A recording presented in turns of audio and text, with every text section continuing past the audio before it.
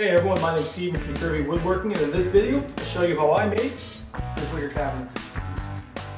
To start off this build, we want to make the bar top and then work off of that to build the rest of the liquor cabinet. So the first step was to take a piece of poplar and cut 3-inch widths out of it. The reason that we cut it down to a smaller width is to help it resist cupping. So we then square everything off before we take it over to our clamping situation. So what you can't see in this video is we actually reverse the cupping of the grain pattern. Therefore, as we were saying before, if there was any cupping, they would counteract each other and you would have a relatively straight plank. So once we remove all the excess glue, I mark the layout for the curving design I want, and I start to get to work. So for this piece, I use a cut saw bit on my grinder. You'll see that I vary between a cut saw and a chainsaw grinder depending on the type of wood. Being a softer wood such as poplar, I was able to use a cut saw bit with good accuracy, and that's what I took and ran with it.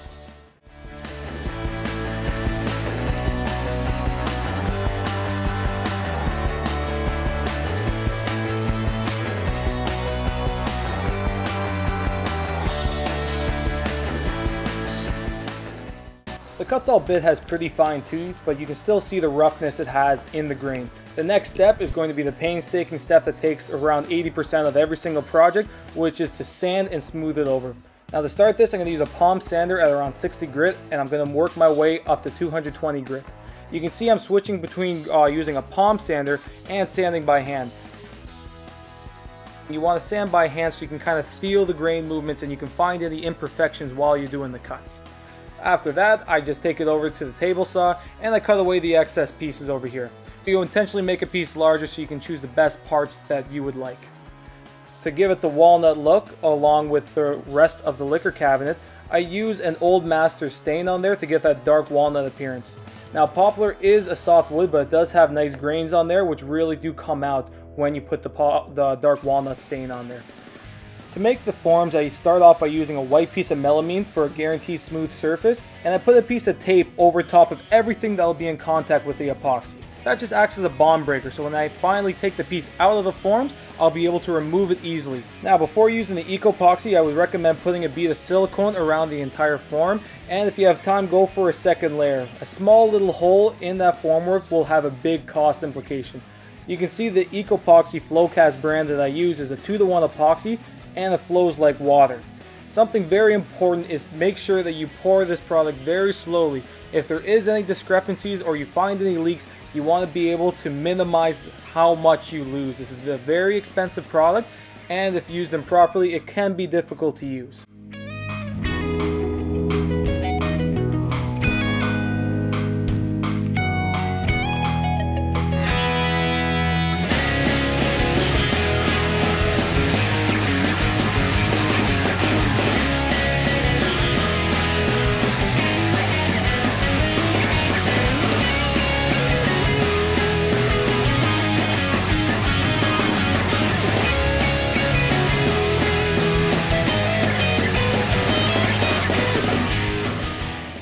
After the pour is complete, you can see a lot of bubbles are located and scattered throughout the piece. Just take a quick heat gun or a blowtorch, whatever is close and handy to you, and just take a quick pass over top. You're going to make sure that all the bubbles are popped and you come out with a glass-like finish after 72 hours.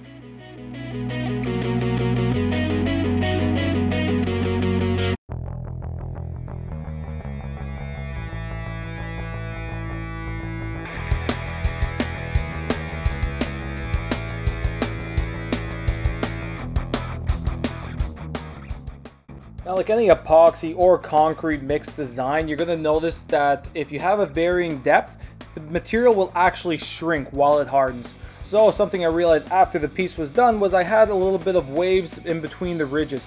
So to smooth everything over, I took a straightening jig and I put a router bit on the bottom of it. I took a very small pass through the entire piece just to take off the top layer and make sure everything is smooth. Once that was complete, I switched from a 60 grit all the way up to a 220 grit with dry sandpaper, and I switched over to wet sanding from 320 all the way up to 2000 grit to get that glossy finish.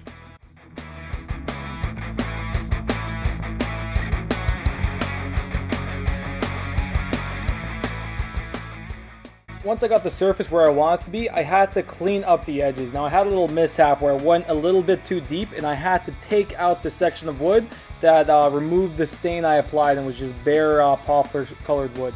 So I started off by using a rough cut to get through it, and as you can see, I just trim off the edges with a fine-toothed blade. So to make that change halfway through, it gives you a nice clean cut and it won't overheat the blade just because you're taking off that little bit.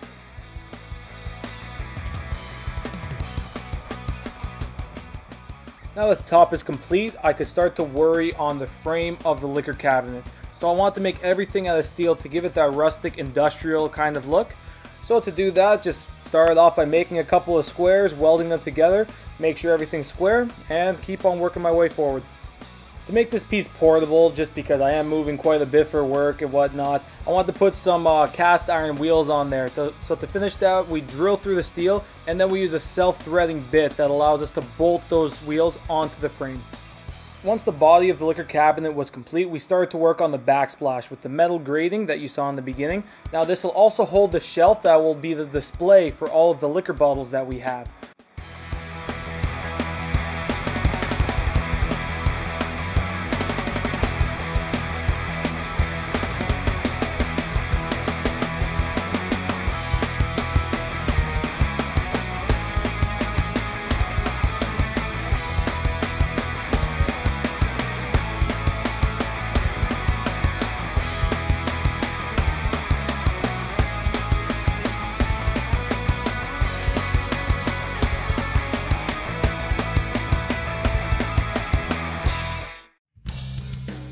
We initially considered welding the backsplash directly onto the body, however we decided to opt against that and to go with a bolt system. That way I can remove it and reattach it if I ever needed to transport it in my car rather than a pickup truck.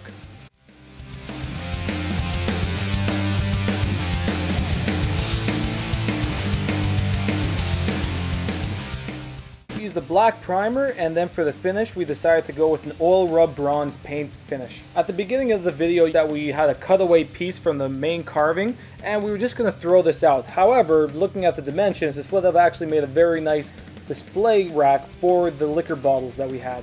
So we decided to repurpose it, put the same stain on there, and once we cut it down to the proper dimensions, we were able to attach it directly onto the steel casing.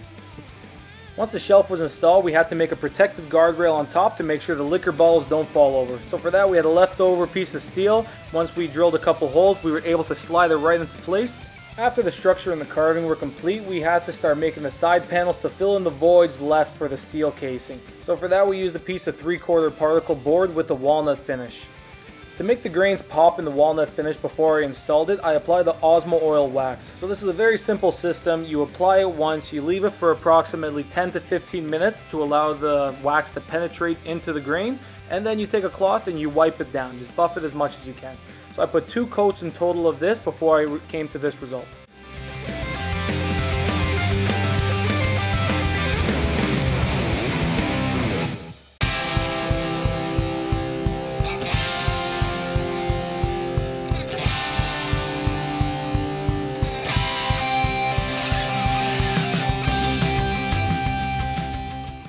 Now for the walnut doors, I wanted to do something differently than just putting a piece of particle board with a veneer on top of it.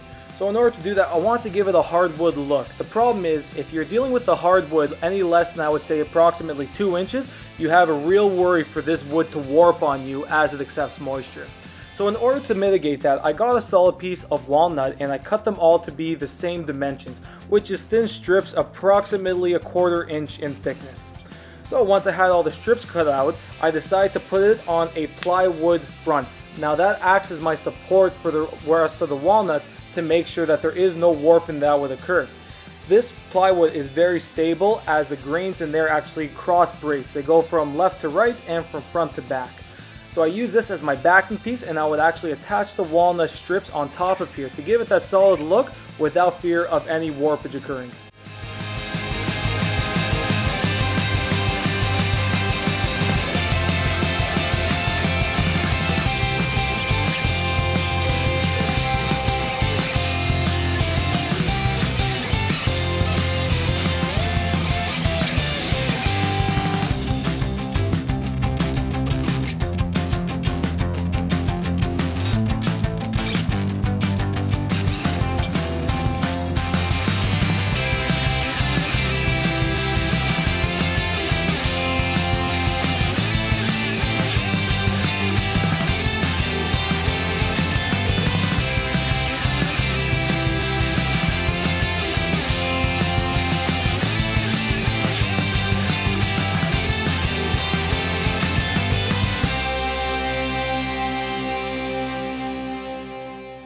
Once the doors were complete, I wanted to round it over the edges so there wouldn't be anything sharp over there, so I had a router table jig set up and we just ran the entire piece through there. Once that was complete, just once again, as per every other piece, got a quick sanding completed within there.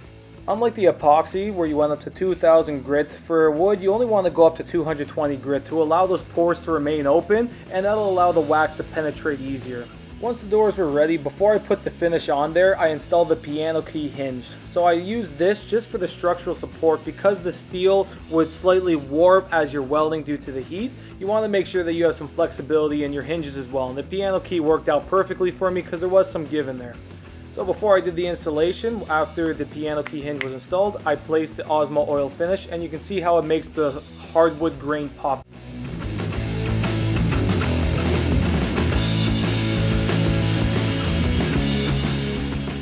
I use a magnetic closing system so I wouldn't have a need for any handles on there to give it that sleek look. So now all you have to do is to click in and click out whenever you want to access that door.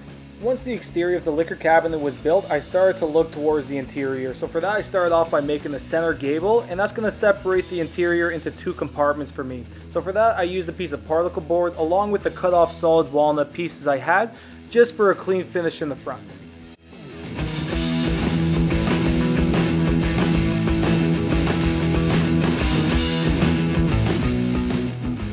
Once the center gable was completed, I started to make the custom wine holders in the middle. So I wanted a simple design that would have that rustic look in there. Put a couple of holes drilled into some leftover walnut pieces, and that would be the facade in there where the wine stem would actually be supported within.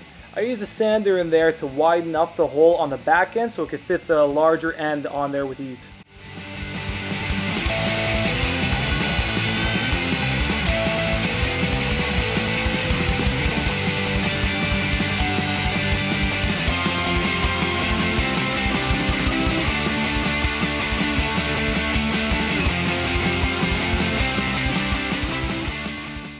There'll be 4 wine bottles per rack, so in order to combine these, I put a piece of tape on before I glued a piece of particle board. The reason for the tape is just to make sure that the glue doesn't spill into the nice finished surface of the walnut. I want to keep that as clean as possible.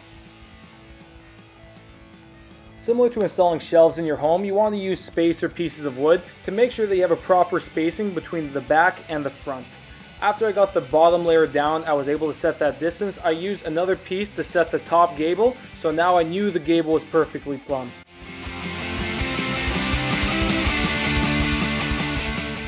One of the last detailing steps is to put a piece of silicone between the wood and the steel frame. Now, because I got those cast iron steel wheels on there, there's going to be a lot of bumping around when I'm rolling it throughout the site. So that silicone is going to help to secure everything in place and make sure that the vibration doesn't travel too easily through the piece, causing things to wear and tear over time.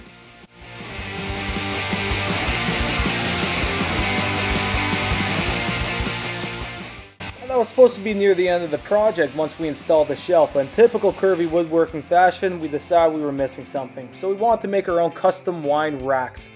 To start off with that, we just got a couple pieces of steel rod, bent them into shape, and found one of the leftover pieces of particle board with the walnut finish on there. Typically you'll have your wine glasses displayed overhead, but we're really limited on space in there. So the design alternative that we came up with was to actually put a drawer slider within the top of the bar liquor cabinet. So that way we were able to hide the wine glasses within while we were transporting, and we were able to access simply by pulling out the drawer whenever we needed them.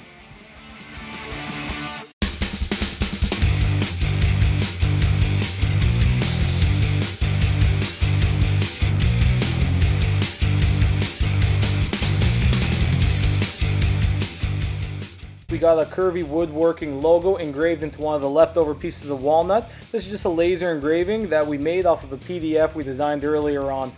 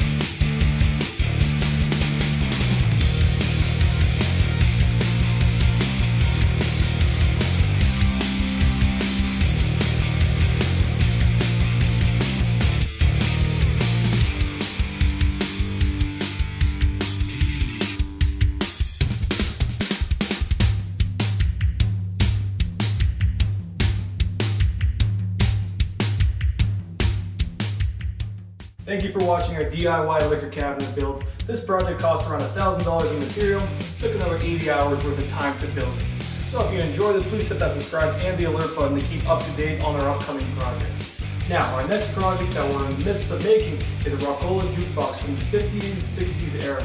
So we're making that look all custom with a little curvy twist thrown in there. So if you can't wait for the next YouTube video, be sure to follow our Instagram page at Kurvy Woodworking so you can get up-to-date progress on what we're completing.